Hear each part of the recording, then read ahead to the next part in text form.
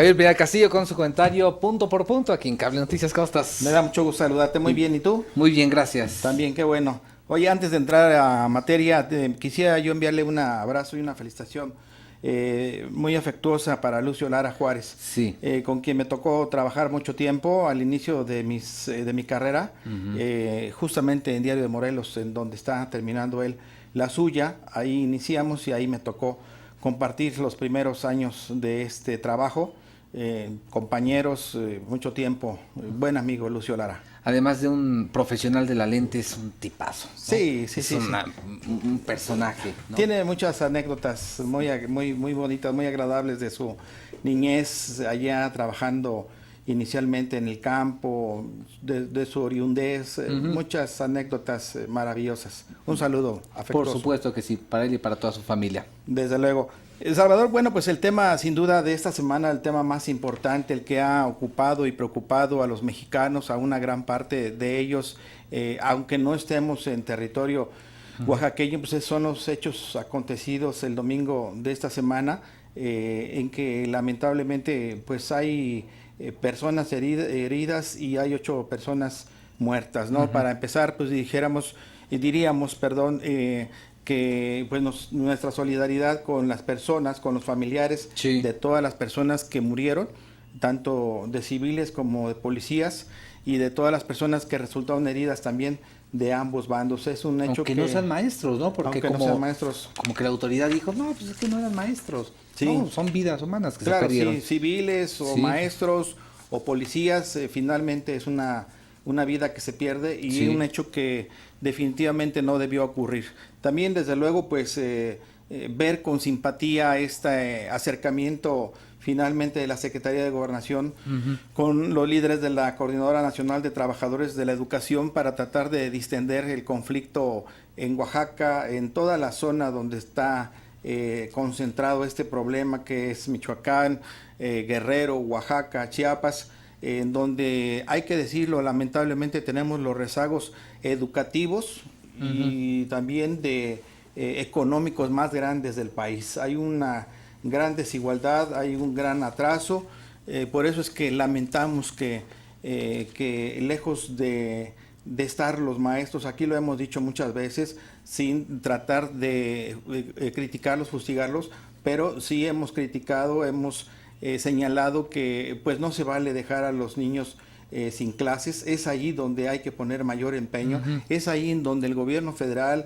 los gobiernos estatales, los municipales tienen que poner su mayor esfuerzo, su máximo esfuerzo, para que las condiciones de educación y económicas puedan ser mejores, que haya más igualdad y que desde luego haya mejores planteles educativos, que los maestros tengan todas las condiciones necesarias para dar sus clases y que los alumnos también reciban la educación que merecen.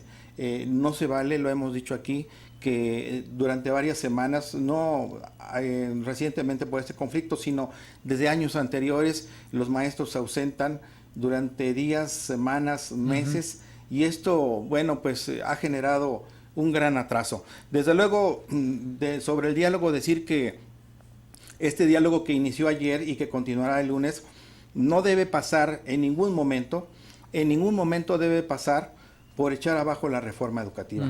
Estoy convencido, siempre lo he dicho, que la educación es la herramienta más importante para que este país pueda superarse, para que pueda avanzar y estar a niveles de otros países. Es la educación, no hay otra herramienta como la educación. Así es que no se puede poner como condición echar abajo la reforma educativa, ni tampoco puede quedar como condición el dejar impune los hechos delictivos que se han sucedido en Guerrero, en Oaxaca, en Chiapas, en Michoacán. Los del domingo pasado, desde luego, que se debe de hacer una investigación exhaustiva, a fondo, y deben de castigarse a los responsables. Tanto policías si dispararon armas y mataron a civiles, como de civiles o de maestros que mataron policías, porque también aquí a veces se ve solamente una parte, la parte más crítica, la que hace más ruido en las calles y en las redes sociales, que es la de los maestros, que hablan de una opresión, de una represión, que esa no es una reforma educativa, que es una reforma laboral, que es una reforma administrativa, es una reforma educativa que lleva varios pasos. Hay que entenderlo y hay que leer la ley para poderlo entender. Hay que leer la reforma constitucional y las leyes secundarias para poder entender que realmente es una reforma educativa. No está poniéndose en juego o en condicionamiento en la educación pública. Gratuita, no se está hablando de eso en la reforma educativa. Lo que se trata es de mejorar la calidad. Y muchos podrán decir, pero ¿y dónde está la reforma educativa si solamente se ha castigado a maestros? Bueno, a mí me parece que habría que empezar desde luego con poner orden en la casa. Muchos maestros que, como digo y repito, se ausentan de sus aulas durante días, semanas, y lo que venía pasando es que los maestros seguían recibiendo sus emolumentos, sus salarios, sin afectaciones. Entonces era muy cómodo. Las plazas antes se vendían o se regalaban. Yo conozco maestros de carne y hueso físicamente que nunca estudiaron para ser maestros, que recibieron la plaza porque la compraron o porque la heredaron, pero nunca estudiaron para maestros.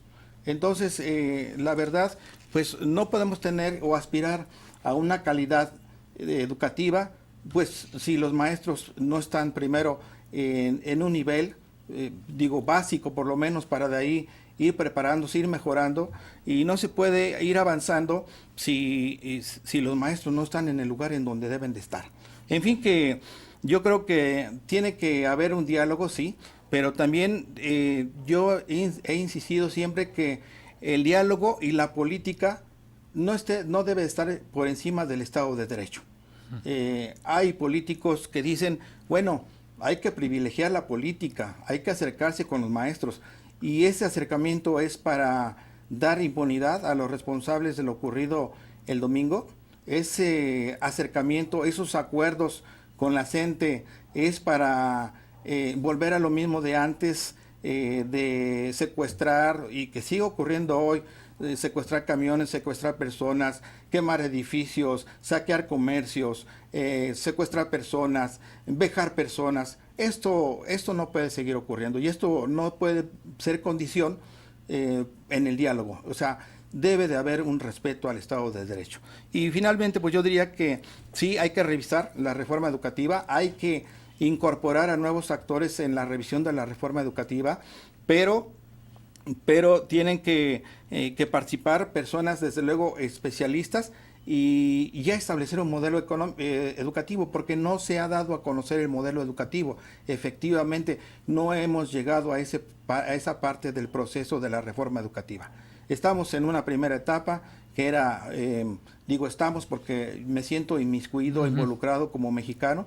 Estamos en una primera etapa en donde habría que poner orden. Y orden no significa trastocar ni los derechos ni las conquistas laborales. Conquistas laborales no es faltar al trabajo cuando se le pegue la gana a una persona y seguir gozando del mismo espacio de trabajo que muchos otros quisieran tener. Por lo pronto, aquí en Morelos, 25 maestros han sido dados de baja por no alinearse a la reforma educativa, por no presentar los exámenes de evaluación. Exactamente. Y mucha gente dice, bueno, ¿cómo los corren?